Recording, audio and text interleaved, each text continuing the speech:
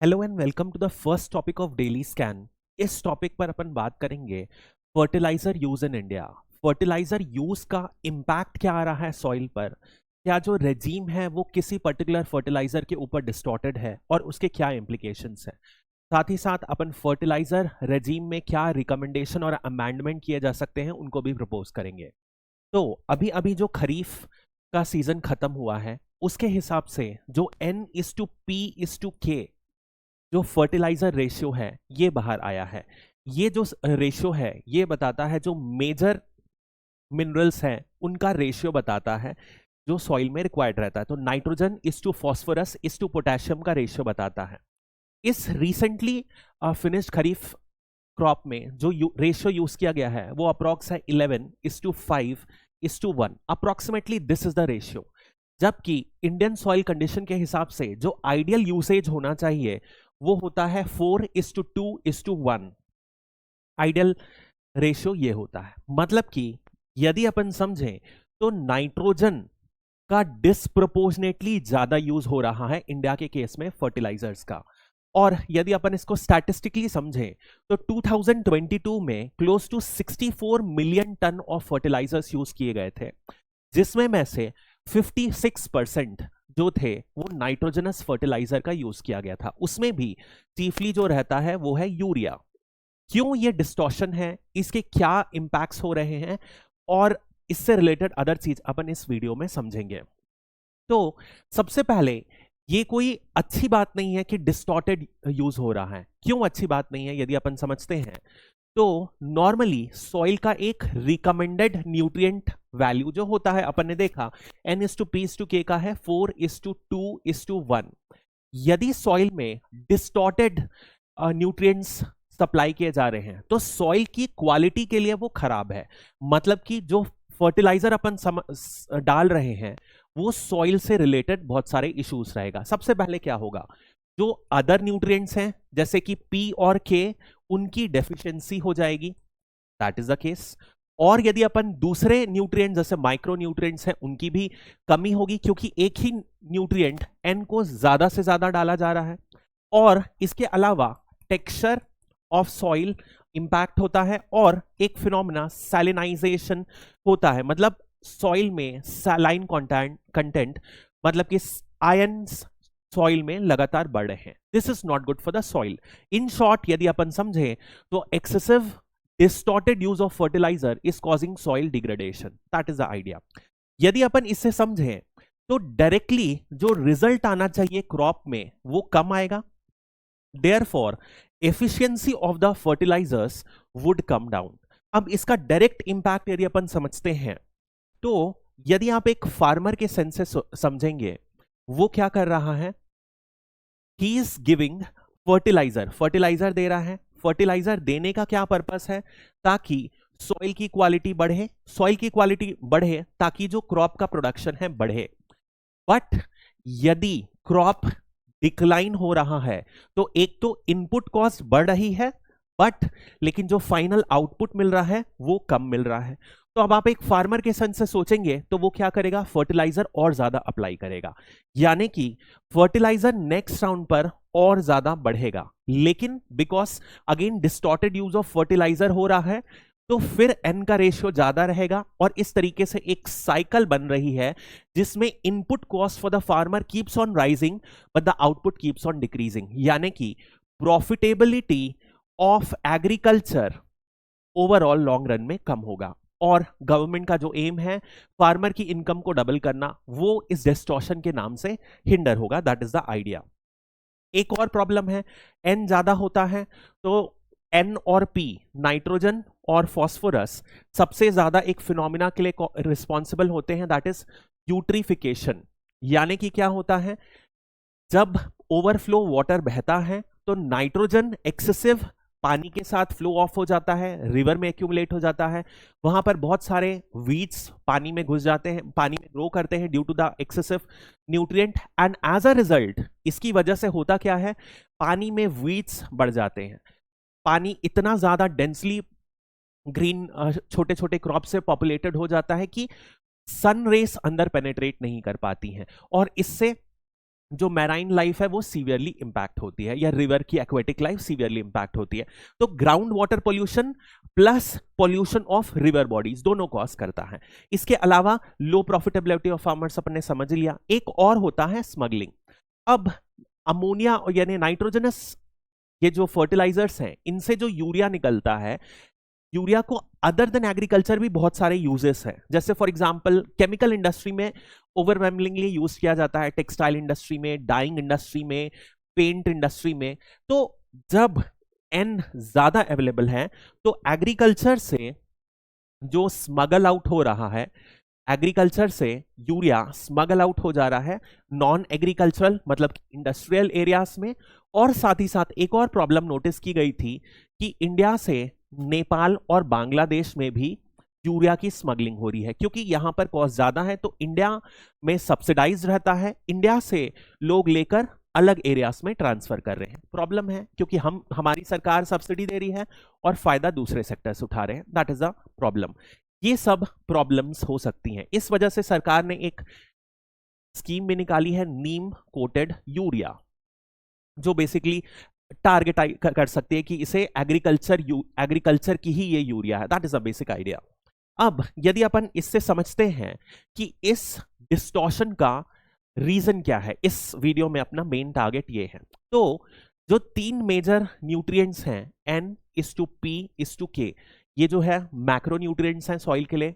इनके बारे में यदि अपन समझते हैं तो इसमें जो N है ये है यूरिया, मेजरली यूरिया डोमिनेटेड रहता है नाइट्रोजनस फर्टिलाइजर में। ये जो है एक्सट्रीमली सब्सिडाइज्ड है। वहीं पे यदि अपन P और K और अदर जो रिक्वायरमेंट्स हैं उनको देखे जाएं तो वो आता है NBS में। क्या है अभी अपन समझेंगे। इसमें क्या होता है, इसकी रेट जो है कंपैरेटिवली ज्यादा मार्केट लिंक्ड है। पूरी तरीके से मार्केट लिंक नहीं है, बट फर्टिलाइजर कंपनीज को बहुत हद तक फ्रीडम है कि वो इसको एडजस्ट कर सकती हैं।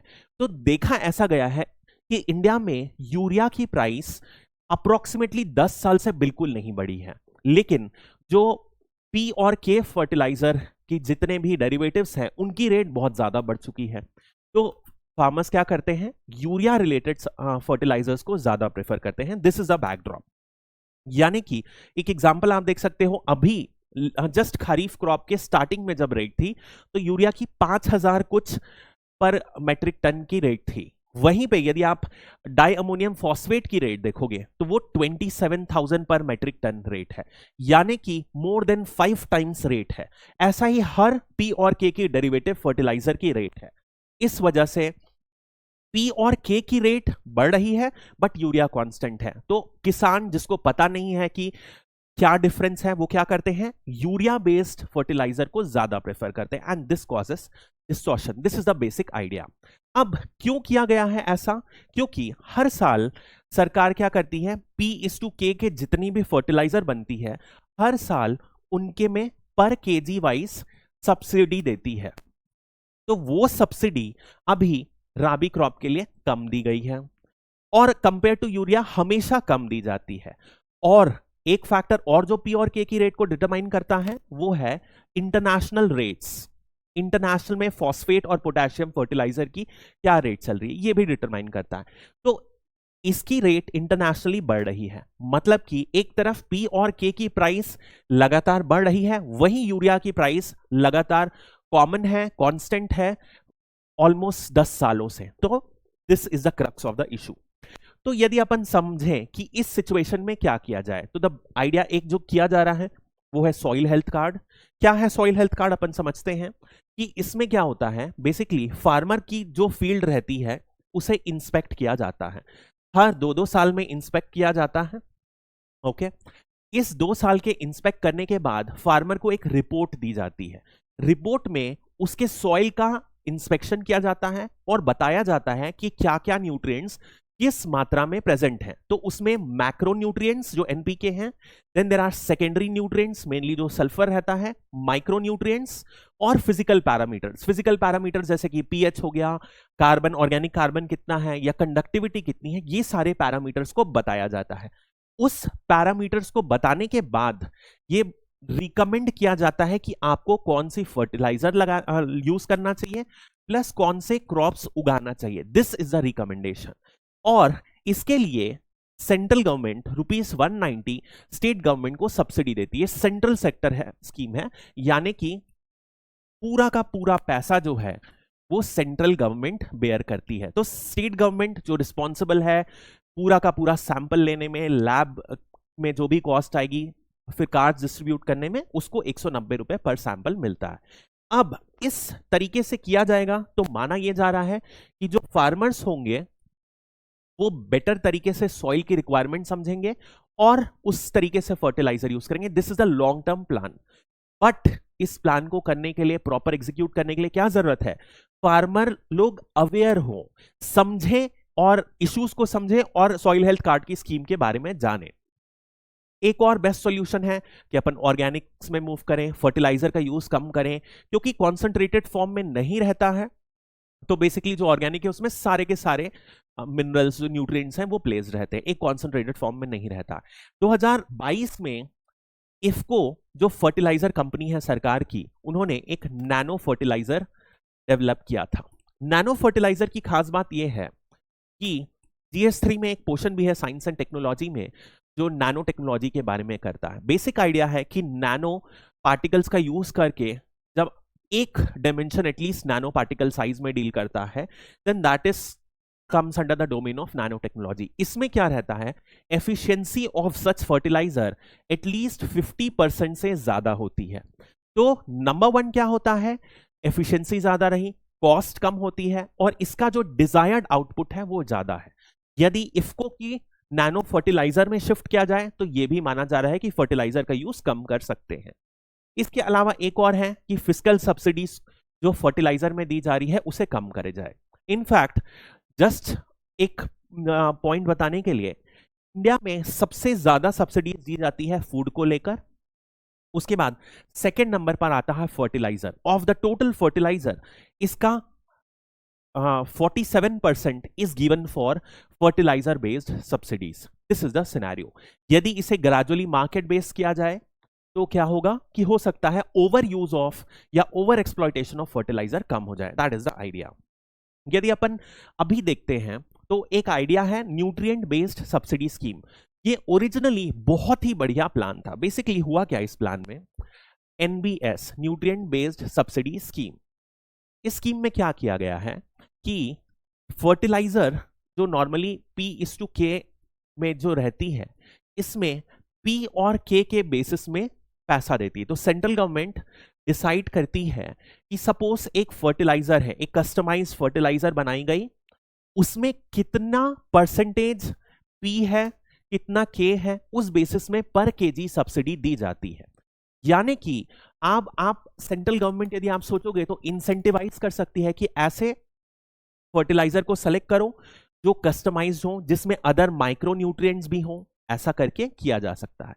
बट इस स्कीम में प्रॉब्लम यह है कि यहां पर फर्टिलाइजर कंपनी को काफी लीवे मिल गया कि वो प्राइसेस डिसाइड कर सकती हैं बेस्ड ऑन बहुत सारे फैक्टर्स, कि हमारे पास स्टॉक कितना है, इंटरनेशनल लेवल पर क्या प्राइसेस चल रही है। इस तरीके से जो फर्टिलाइजर कंपनी है वो प्राइस डिसाइड कर सकती है। That is the idea.